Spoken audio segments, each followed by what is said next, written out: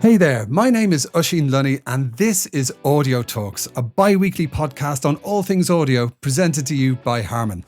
Every episode you'll meet some of the most interesting, insightful and innovative people from the world of great audio. This week's episode is dedicated to great sound in fast cars, and I'm honoured to be joined by a man who truly lives in the fast lane, Carl Cox. Coxie, as he is affectionately known, is one of the best-loved DJs on the planet, a musical ambassador, a veteran of acid house, a champion of techno, a dance music pioneer, label owner, king of Ibiza, you name it. Carl's been there and done it, never losing sight of his passions, playing music, breaking tunes and celebrating life. He's also a producer, a racing driver, a racing team owner and so much more. Welcome to the podcast, Carl Cox. Thank you. Wow, that's brought a tear to my eye actually with that intro. Wow, that's fantastic. Thank you very much for that. I really do appreciate it. There's a lot of work and love that's gone into all of what you said. So here we are in this pandemic times. Yeah, indeed. Yeah, interesting times for sure. Thank you, man. It's from the heart. So your latest release is awesome. It's a brilliant mix of tracks from a label called Awesome Soundwave. What is the Awesome Soundwave concept and how did your mix for the label come about? Well, the thing is, I've run record labels for nearly 30 years myself, and being an artist on major labels like Perfecto Records, Paul Oakenfold back in the day, which was run by a major label called BMG, and then I was running my own label with a German company called Edel Records, or Edel Records, as the Germans would say, yeah. And I basically run a subsidiary record label with them called Worldwide Ultimatum Records. And in between that, I had my own independent record labels called MMR Records and Intet Records of late, which we started in 1999 to present day. And we also did a thing called Ultimate Breaks within it. So to be honest, I didn't really want to run another record label. Actually, I've done it, been there. You know, I've put out so many tunes, I've signed so many artists over the years, and had great successes. And also, we've had a lot of insight to what the future music could look like. Yeah. So it all came about with me, with a fellow artist called Christopher Coe. He used to be Digital Primate, and he was running that as a quite underground techno electronica artist, but I've known him for many years as this artist, and we basically met up in Amsterdam when we were talking about what he would like to do next. And he was telling me about his concept of his live show, which is all basically digital machines put together, and his creative nature of making music live. And he also had a visual package from his homeland in Ireland, which was basically his music and his visual package of his hometown, which was very dear to his heart. So when I heard his music and what his concept was, there was no home for that sound. I was very taken back by what he had created, but also what I knew I couldn't sign. There was no platform for it. Yeah. So between myself and Christopher Coe, then I also decided that he should change his name for Digital Primate and go out as Christopher Coe, because that's who he is. Yeah. So to stand by what you've created, because if you're going to go out live, people want to know who you are. If your music's going to touch people, they need to know that Christopher Coe is the person that's doing that. And it kind of excited me to know that in the end of the day, music has no boundaries. And with that, there should be no boundaries when it gets released on an inimitable record label. But there wasn't one that was created at that time, apart from when I decided, you know what, let's create a record label for your platform, and then other artists also feel that they don't have a home for their inimitable sound or their live electronic kind of music that they make in their bedrooms or in their studios. And the thing is about electronic music, when it comes from a live perspective, it can be endless. So it's not just about releasing a 3-track EP or dance floor bangers or anything. It's an expression of whatever you desire to make. And I felt that there was no label that could truly represent the artist in that way. So I was kind of, thinking about what to call the record label, and everything that we were talking about was awesome, and everything that we look to is sound, and everything that we try to develop through the modules that we have is a wave. So Awesome Soundwave was created between myself and Christopher Coe. Your mix is a selection of, is it like a favorite artist from the label, should I say? Yeah, so basically, what you're listening to, or what you will be listening to if you choose to listen to it, is all of the artists that we signed in the last 2 years on Awesome Soundwave label. And Brilliant. the thing is about what I had done, that mix that you hear is a live mix that I had recorded from when we did our first live streaming show, which was 8 hours of all of our artists performing. And Wow. because at the time I wasn't actually producing my music from a live perspective, what I would like to do is to showcase all the tracks that have come out and what we've licensed and what we've basically supported these guys of their music that nobody would have heard before, because it comes from a very underground but also very small stable of releases of the music from the label. It's a very young label, and it's not major. It's independent. I'm like a privateer of getting behind such artists that basically are almost plucked from obscurity, but also some artists that have been around a long time that also have made an embodiment of music that they haven't been able to find a home for. Yeah. So someone like Matt Playford, for instance, Julian Chappell, so Chasey Tomey's been around a long time, but when he did his live show and you can see the machines that he was using, and also he's very creative, a revered pianist, all this sort of stuff. It blew me away when I actually got to see these guys performing their music live. It was no script. It was like, okay, we're going. And then they were just making music on the fly. Wow. So when I got to actually record their music and their tracks, then I was able to then represent them at the end of the show based on what people have not heard before. So every record that you see that I basically put together is tracks from these artists that you have not heard before, is the reasons why we had done this, recorded it, and then basically put it back out into the public arena for people to understand that this label is coming. Yeah. The artists are coming. It's a whole new way of now people, finding these artists in a one-stop shop in some ways. And I've just been really excited by the whole concept of the whole thing. Fantastic. And we will absolutely be linking to that brilliant mix you put together in the show notes so people can check it out. And the label had a virtual stage at the Mysteryland Festival. How did people react to that live stream? Well, what was really fantastic was that we were able to do it.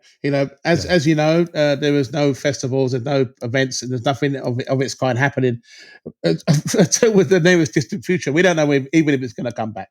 Well, I would like to think so. Yeah.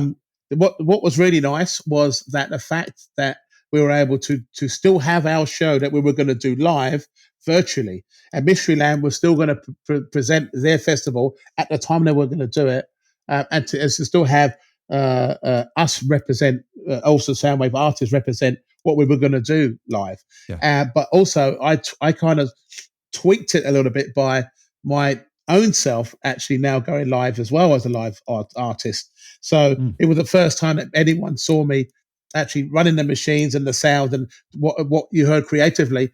It doesn't exist. Everything that you heard was happening at that particular point.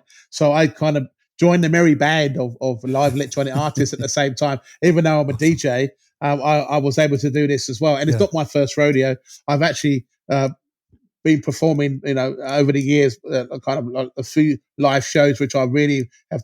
At the beginning, when I was signed Perfecto Records, I actually went out as a Carl Cox concept for 1 year. So I was DJing, and I had the live concept of which I had an MC called MC Majika, and at the time, and a great producer called Neil McLennan, who went on to produce The Prodigy in their years. Wow. So, I had a really good beginning of what it felt like to be a live artist, but the DJing aspect of what I do was so strong that I couldn't run the both elements. Sure. Now that I think people know who I am as a DJ, or I think I can now move on a little bit to become an inimitable live electronic artist, to be able to express the music that I make.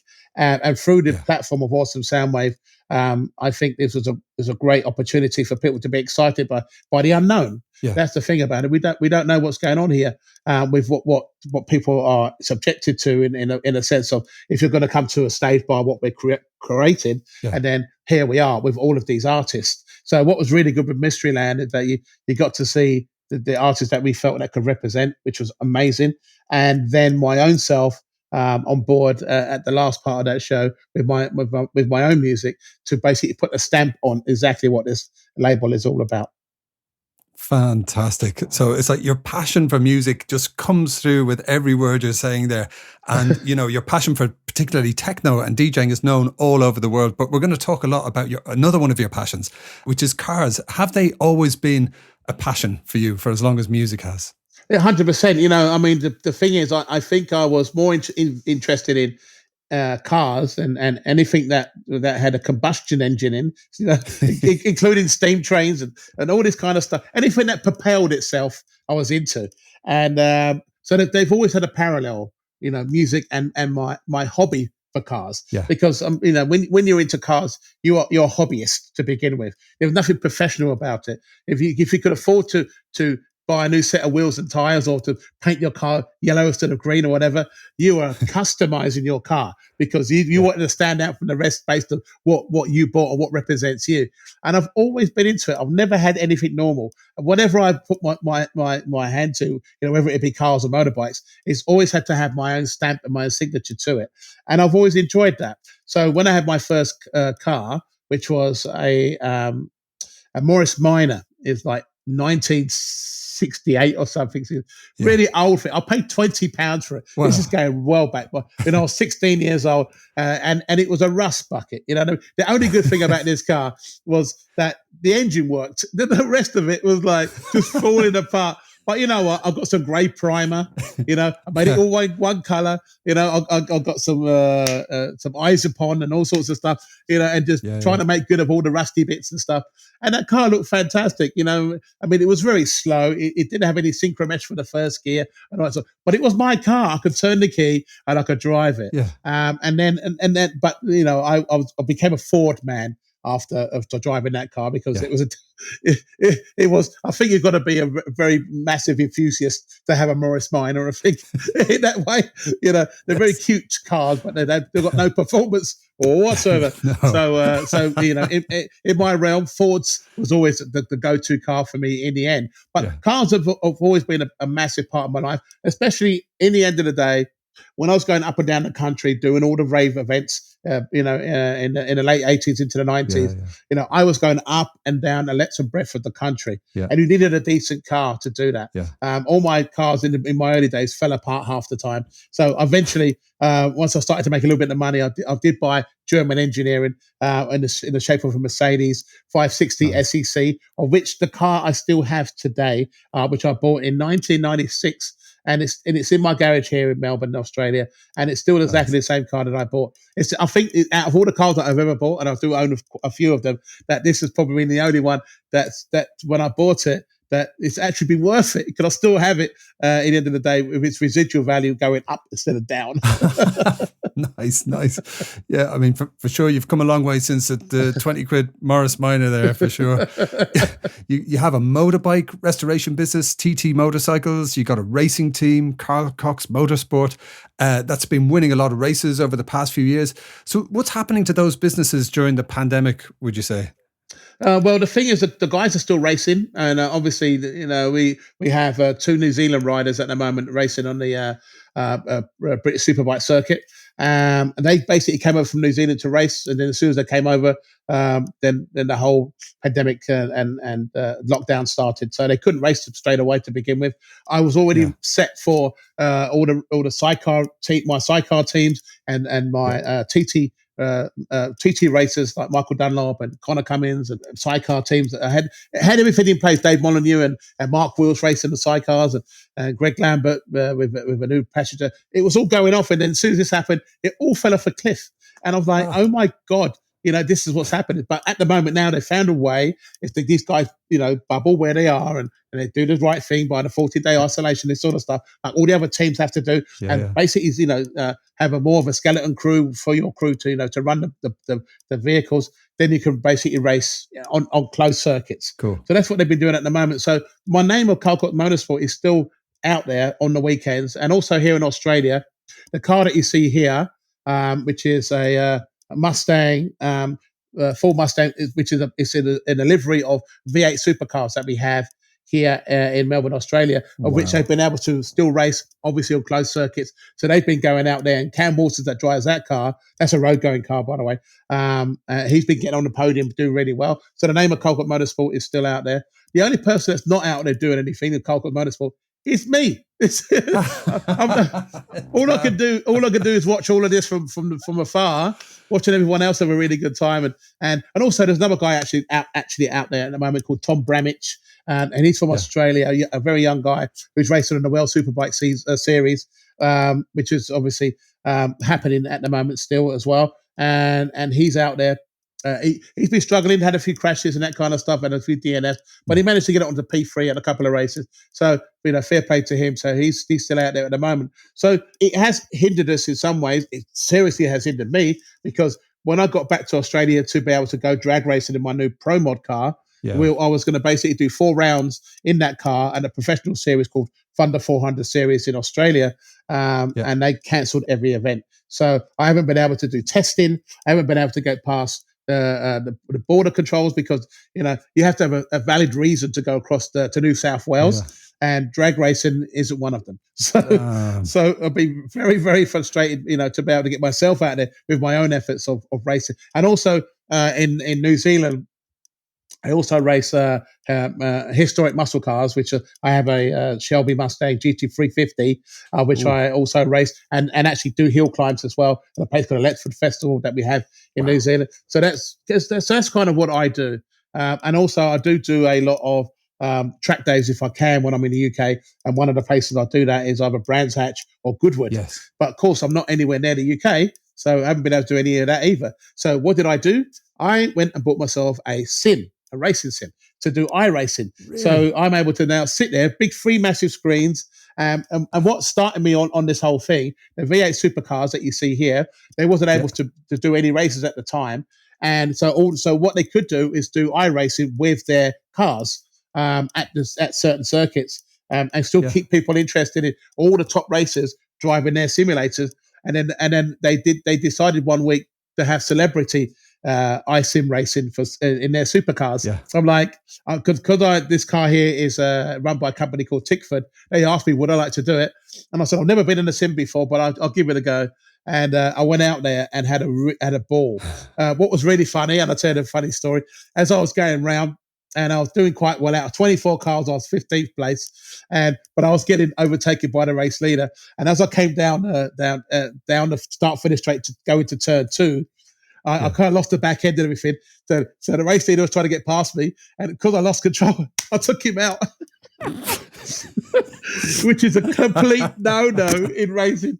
And I was like, and everyone was like, "Oh, Coxie!" It was my only claim to fame, not because of my racing prowess, and because I took the race leader out. Which is like, I got on the radio and went, "Sorry." It's e-racing. It's cool. But the actual chairperson of the London Motor Show, Alex Mumford, described you as a first-class driver and a rider, and you clocked up an incredible 235 miles an hour earlier this year at the Sydney Dragway. And you're actually an ambassador for the London Motor Show next year, which is just awesome. Do you have anything special planned for the Motor Show? Yeah, I mean, to be honest, before I've got to talk to your good self, I was just talking to Alex Mumford and the crew that we're looking to basically redesign the whole London Motor Show based on our efforts. And now I don't want to give too much away because it's going to be a wow factor when we get to pull this off. And I mean, before we go into that, my racing efforts, people need to understand, when you're in a car which goes from 0 to 234 miles an hour, it's okay going that fast in a quarter of a mile, but you've also got to stop in a quarter of a mile. So when you basically hit a thing called a trans brake, and you're leaving off around about 4,000 revs, and you let that trans brake go and the car just absolutely takes off, the 60-foot time of that car, the time that it gets there is 0.9 of a second. So the G-force of that is around about 4,000 Gs. Wow. And you're gone. And then the car basically is twin turbo. It's around about 5,000 horsepower. It's an absolute beast of a car. But but basically, I managed to get that time which was still while still climbing up on the speed of it at 6.1 seconds at a quarter mile at 234 miles an hour, and then you've got to pull it up. So you've got two massive parachutes. So you deploy straight away as soon as you go past the lights. Yeah. And when they deploy, it also pulls you back at around about 3.5 Gs as well. And then at the end of it, you go, I'm alive. Yes, let's do it again. So it's a professional series of racing, pro mod racing, which they do in the States under an embodiment of a company called the NHRA in America and IHRA here in Australia. And it's the fastest cars and the fastest drivers. So it's nothing to be sniffed at based on what I'm doing with this car of what I'm racing here in Australia. And I'm looking to bring that car to the London Motor Show as well, so they can see the efforts of what I'm doing and what I would like to do also racing in the UK with that car as well.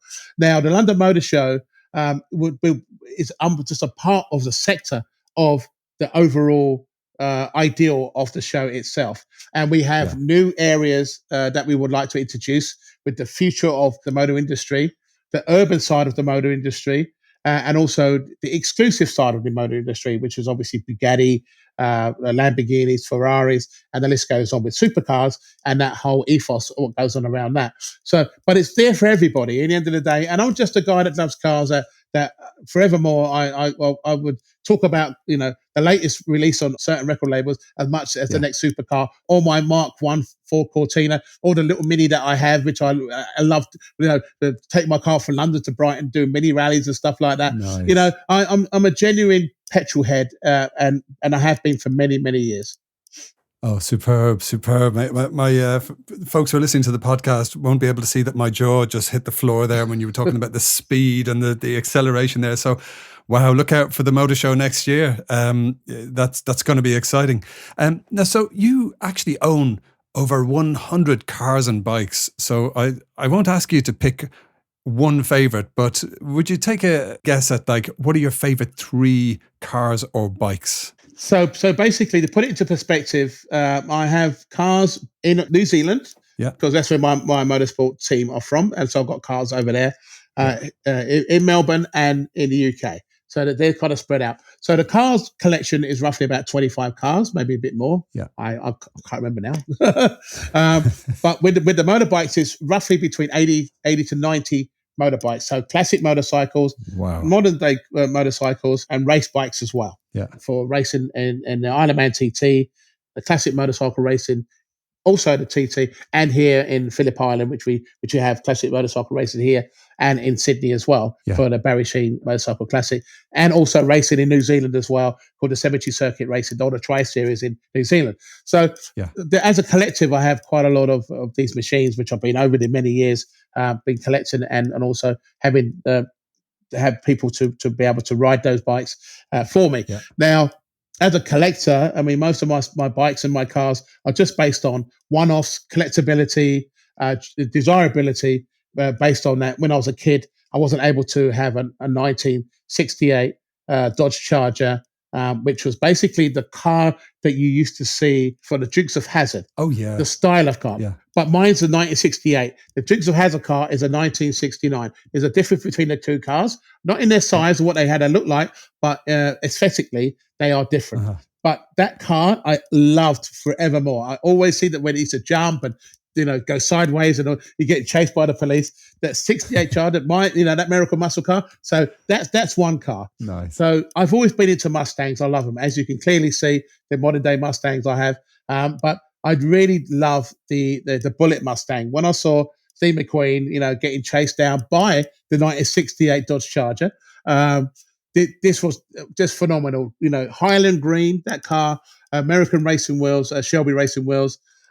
Steve McQueen behind the wheel, getting chased through the streets of San Francisco. When he would put it in reverse, you see the car traction in backwards, and he put it back in first, and he just left a nice big black line and smoke, going down the road. I'm like, that's the car, the Bullet Mustang. Yes, it's like wow, and I have a Bullet Mustang, which is just absolutely phenomenal. And one car that I really do enjoy. I mean, like I said, I have many of American muscle cars, but I really love my Mark 1 Ford Cortina Lotus, 1966. Nice. I have a genuine one. matching numbers on all aspects of the car. I bought it maybe about 12 years ago. My cars in my early days was always Ford Escort, Mark 1, Mark 2, was Ford Cortina, Mark 1, Mark 2, Mark 3, Yeah. and had a Ford Angular, had a few Fords, but the one that I really loved, which is the hooligan car, was, well, I couldn't afford that Lotus at the time, but I had a 1500 GT Crossflow Mark 1. It was kind of like, this was the best I could get, as close I could get to the Lotus, until I could get the Lotus. Yeah. So at the time, I couldn't get anywhere near close to it. So this was the car that represented me. But as soon as I could find a Mark 1 Cortina Lotus, I found it in Rugby Classic Cars. And so I drove all the way to Rugby. At the time, I had a Porsche Carrera 2, and I drove that all the way up there. And then I jumped into this, Mark 1 Ford Cortina Lotus, and it didn't feel like it had any brakes, no power steering, no air conditioning, nowhere to plug your iPhone into. It's like, oh my God, the steering wheel it's like wobbling. I'm like, Yeah. am I missing something here? Or this is not what I thought it would be like, But I bought it and I fixed it. There's a few things that was wrong with it. I fixed it. Drives like a dream. That sounds awesome. Always sounds like a rally car when you hear this thing, because it's got 1240 DCOE Webers on. It just sounds amazing. It's this twin overhead cam engine. It's beautiful. And every time I take it out, the heads turn. When I play it. So that's the three of my cars. When it comes to motorcycles, there's millions of them that I love, that I would like to have. I have a decent collection, but my Desmo Sedici RR, which was basically the motorcycle that Casey Stoner here in Australia took to 2 world championships, looks good, is good, amazing. They only made 1,100 of them. And I was able to buy one. I think Tom Cruise has got one, Nicolas Cage. This was a desirable motorcycle.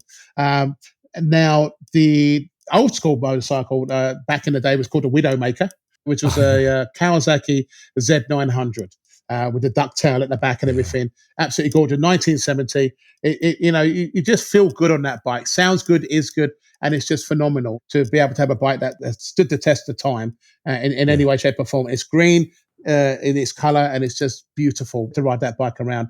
I do love them all, but I've just bought, it's called a Claudio. It's a F4 MV Augusta. And this bike is probably the level of MotoGP spec bike, which they made for the road.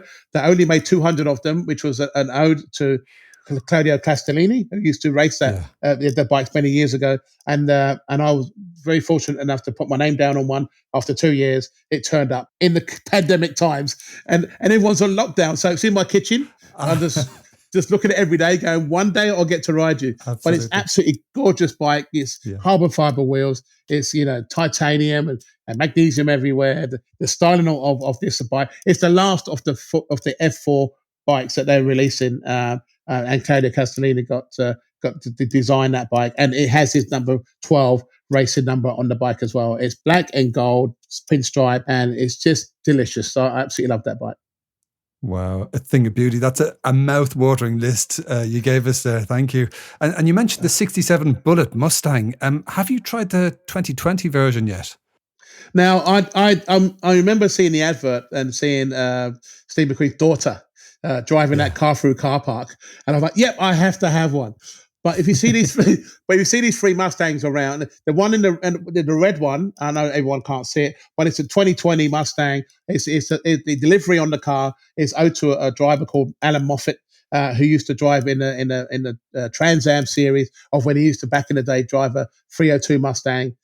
With the same livery on it, Coca-Cola red, his number on the car and all this. Ran Burfirst, he drives this car around and basically put it to the winner's circle nearly every time. So Tickford Racing had decided that they wanted to do a special livery for him. 200 of them made, and this car looks absolutely fantastic. It really is awesome. So I couldn't have the new Bullet Mustang and to have the Tickford. And also, because I have the old one, it would have been a bit too ostentatious to have the old one and the new one as well.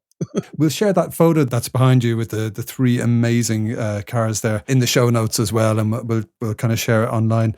We've just heard about your passion for cars, we've heard about your passion for music, but where this overlaps in terms of car audio, as somebody who creates music, how have you found that car audio has evolved to reproduce it more faithfully in car?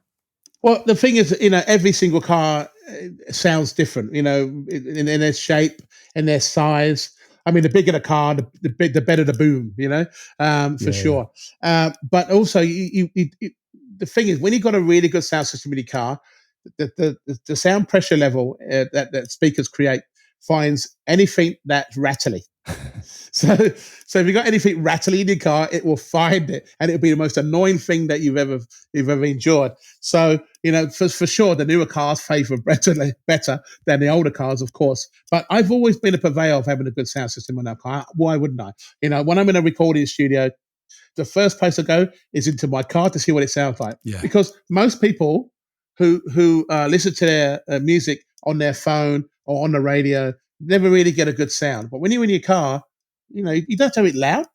You just want to define moments. And sometimes, you go to a park or something, you want to see the sunset. First thing you do, you put music on. So you want a decent sound in all ways. Now you don't have to have the loudest, the deepest, and the boomiest, or the most defined or precise. But you just want it right because it's your moment to really listen to music. I find it really important, and I think a lot of the car manufacturers kind of give you an okay sound to begin with. But then you really know if you go and get a sound system, you put it in based on what you would like to have in your car, there's a massive difference. But in saying that, over the years now, these companies that do know that if you buy a car of a certain quality, of a certain amount of money, that the sound system is important in your car based on what you're buying into. Because what I don't want to do really is buy an amazing car and then go straight down to car sounds and then spend all this money and putting another sound system in because you've got to cut up the parcel shelf. You have this amplifier in the boot and that boom box in the back, and then you can't put you go traveling and you've got to put your suitcase in the back and you can't put it in because you've got a boot box in the back and all that sort of. I'm sorry, I can't put you in the car because I've got a speaker system in there, so you're gonna have to go and get an Uber, all this kind of stuff. So I've got a Jeep SRT Grand Cherokee, and it's a beautiful car. It's amazing, and they have a Harman sound system in it. Sweet. Yes. Sounds absolutely fantastic. And I think there's a Harman Kardon, also I have a McLaren, and I think they're putting a Harman Kardon in the McLarens as well. Yeah. So they know how important to have the sound system in this car. If you're spending a bit of money, that to have the right amount of sound by what you want to experience, because there's nothing better than hearing your favorite record on a great rig in your car. Yeah, well said. Absolutely. And you spoke earlier about the the actual sound of the engines. You mentioned that the Escort there having an incredibly, distinctive sound, and it turns heads when you come down the street.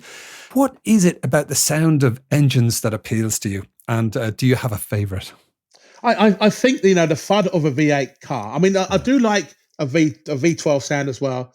Very racy sound, very Formula One. It revs up to like a million. But let's say like a V8 car of the Mustang revs up to about 6,000 or 7,000, where a V12 will go up to 9,000 or 10,000. So you get two massively distinctive sounds, and I really enjoy both of them. But I like that kind of like low end power of a V8, and when you hear that open headers or a slight exhaust on a V8. Yeah, I went to the Goodwood Revival last year and heard nothing but awesome V8s go past me, and it's that feel that as they go past you, it almost blows you away, and that's what I like. It's definitely a cathedral of all frequencies, which is not music related but combustion related. It's a symphony for me when I feel and hear those cars go past. Yeah, absolutely. And would you ever consider creating a sound, like a soundtrack for an EV?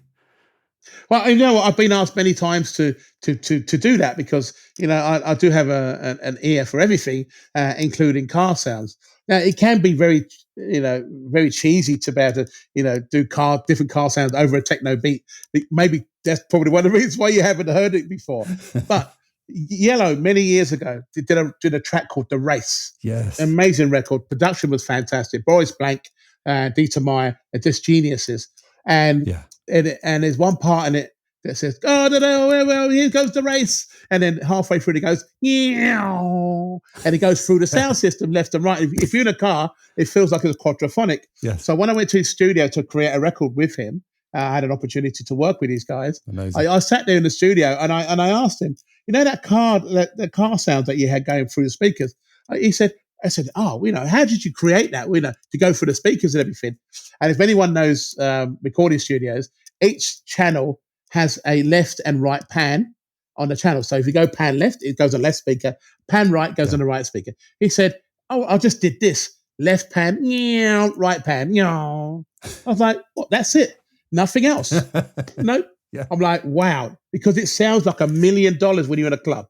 That environment. You just wait for that car to go past. And then when you feel like it goes past you, you're just like, wow. And that's probably one of the most credible ways of putting, an engine sound to music. But I probably will do it and to see, what I can pull off, because obviously I've got a few cars and bikes and which I can get sound samples from.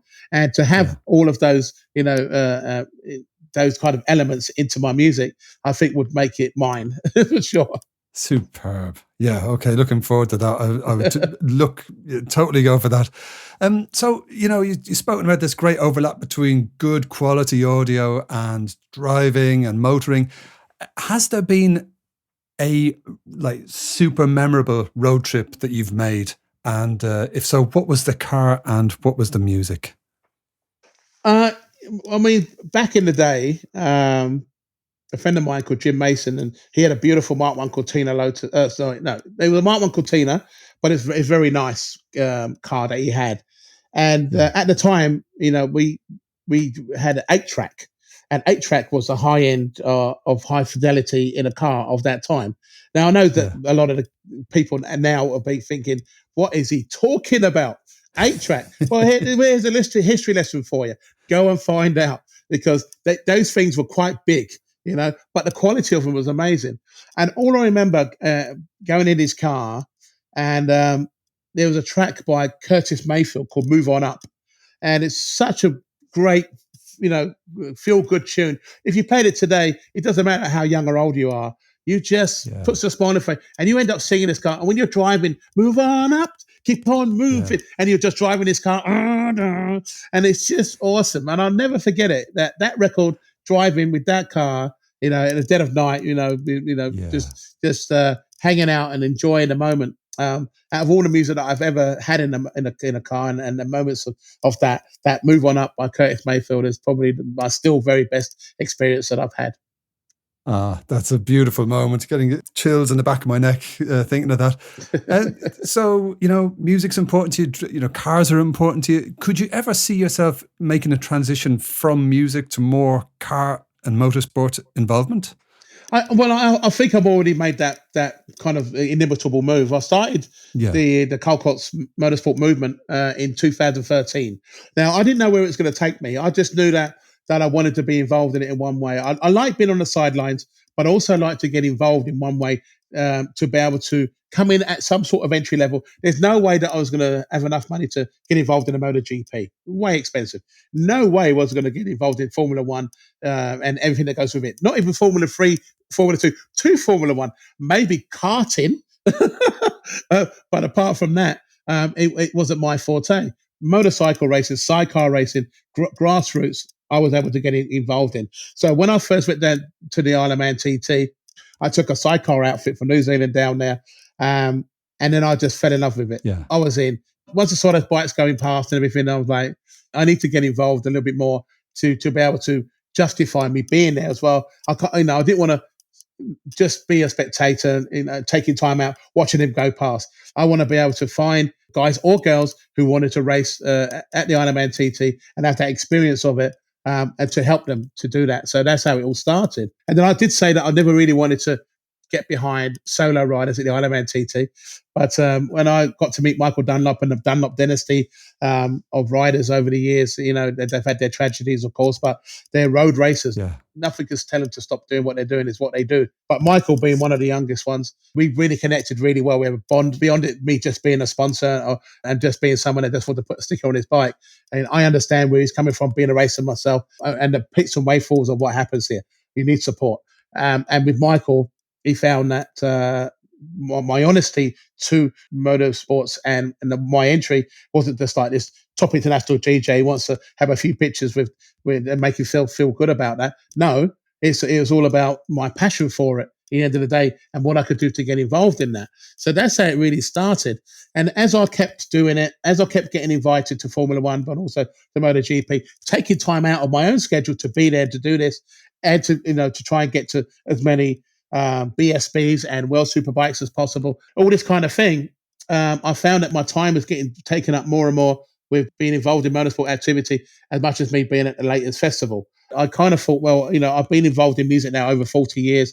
I think it's now time to get involved in my passion a lot more. And me being a hobbyist, it's kind of turning into something a bit more serious than that. So maybe my time now is to get more involved in the motorsport industry because, my hunger for it and my thirst for it is very, very high level. Yeah. And people can see and feel that energy from me in the end of the day.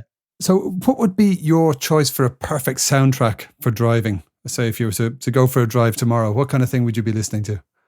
Anything that gets you going, really. I really do enjoy drum and bass when I'm driving. And Nice. And kind of liquid drum and bass. So the liquid sound is more jazzy, more funky, bit experimental, not so kind of like ragga or jump up or anything, because in the clubs you get all of that. Music that makes you think about what you're listening to, but also what you feel. Yeah. Drum and bass is all about what you feel. Once you get those bass tones in the car, I'm just got like my screw face on. It's like, oh, yeah, I feel this. I'm going, and then I'll rewind. I'll go back in again. I go, oh, just turn it up just a little bit more, just before it distorts. Like how the production of drum and bass is insane. And so this is the style of music I like to listen to when I'm in a car, because it just drum and bass sound pushes the envelope on all frequencies, on any sound system anywhere. And in a car, it is absolutely brutal at its level, and I love that. I love it, man. I love it. Brilliant, brilliant. And what's next for you? What's coming up? We heard about the motor show. We heard about the awesome Soundwave. Anything else coming up that people should know about who are listening?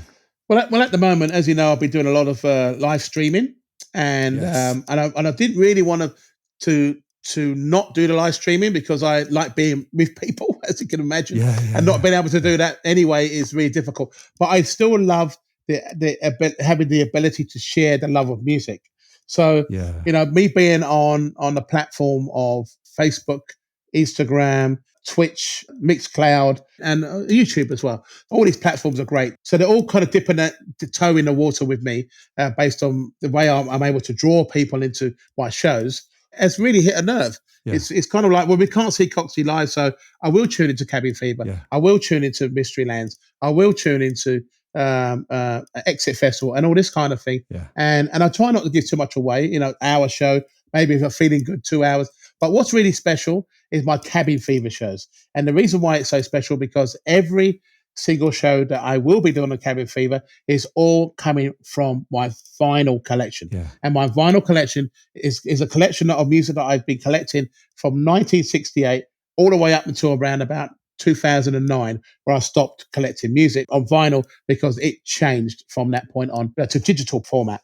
So there's a lot of music in there, man. It's like hip hop, house music, rhythm and blues, Latin jazz, hard techno, gabba, industrial techno, drum and bass, of course, happy hardcore, rave. There's so much in there. It's unbelievable. Yeah. And Cabin Fever gives me the great opportunity to go through my record collection and share that sound with you. Now, people didn't know I played hip hop. They didn't know I played swing beat. They didn't know I played rare groove or funk. They didn't know I played jazz funk or Brit funk in any way, shape, or form. People don't even know that stuff even exists. Yeah. Northern soul, nice. Acid jazz. I mean, I have it all, and because that's what I played. Yeah, played it all. So Cabin Fever is really dear to me. It's quite funny because people are like, yeah, play techno. Yes, I do play techno, and I do play techno on different platforms. But Cabin Fever is an extension of my history of my music, and I have to share it. So even if you don't understand it, and you can quite easily switch over and find someone else.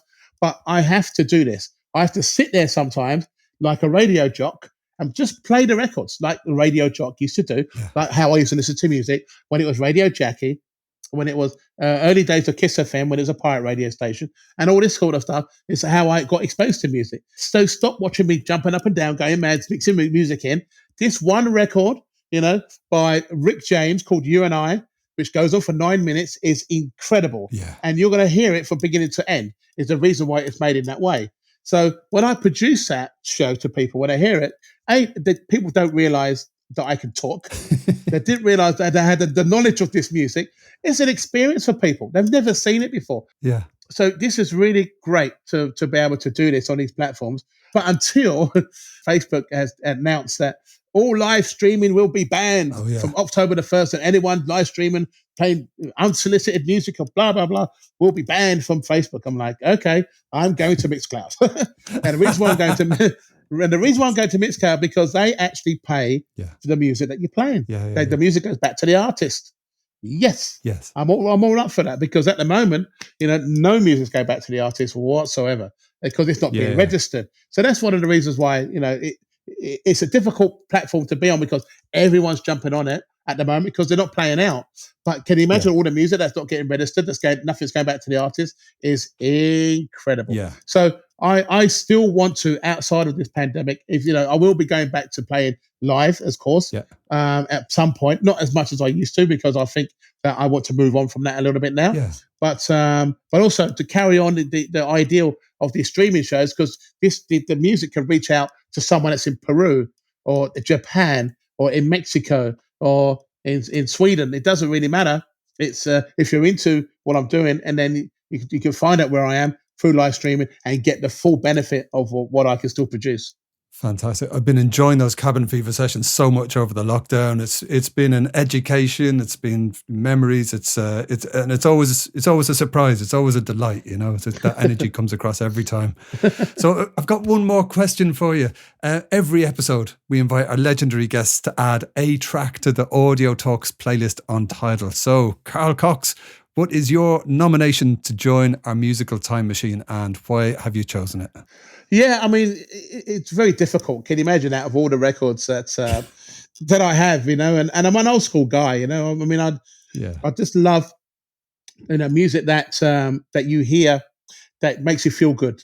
And I think if you can find Stevie Wonder from the album Songs of the Key of Life, a track called Another Star. Oh, wow. I think if you get to play that record now, it's really poignant based on what's going on around us. And Stevie's just amazing anyway, for such a prolific artist that, I mean, respectively, when you get to hear this record, you know the reason why I've chosen it. Absolutely. That's a beautiful choice, man. Thank you. And every episode, I also chuck in a track on the playlist. So my own selection this episode is Catch the Spirit by Anfisa Letyago, which is a thundering slice of late night techno released by Intech Digital and played by your good self, the label boss, many times, including your epic set at Tomorrowland in Belgium last year. So that just record does it for me. Fantastic. You know what? I'm trying to be as positive as possible based on what's going on here. I like to think that we can all get back on the dance floor, Ibiza, get back to where it was and everything. And I'm sure that at some point it will get to that. Yeah. But you know what? As an individual that is also going through the same pains and the highs and lows of living, I think music is the very thing that basically keeps us all together. And as long as I can keep playing the music, that's probably the very best place that I think I can be at this particular moment in time. Amen. Amen. Thank you. Thank you. Thank you so much for joining us on the Audio Talks podcast, Carl Cox. We will be linking to Carl Cox Mixes Awesome Soundwave and also the Cabin Fever sessions in the show notes. Do make sure to check it all out, especially during your next drive. So join me again in 2 weeks for another great discussion with some more legends of audio. And don't forget to subscribe and tell all your friends about the Audio Talks podcast, presented to you by Harman. See you next time.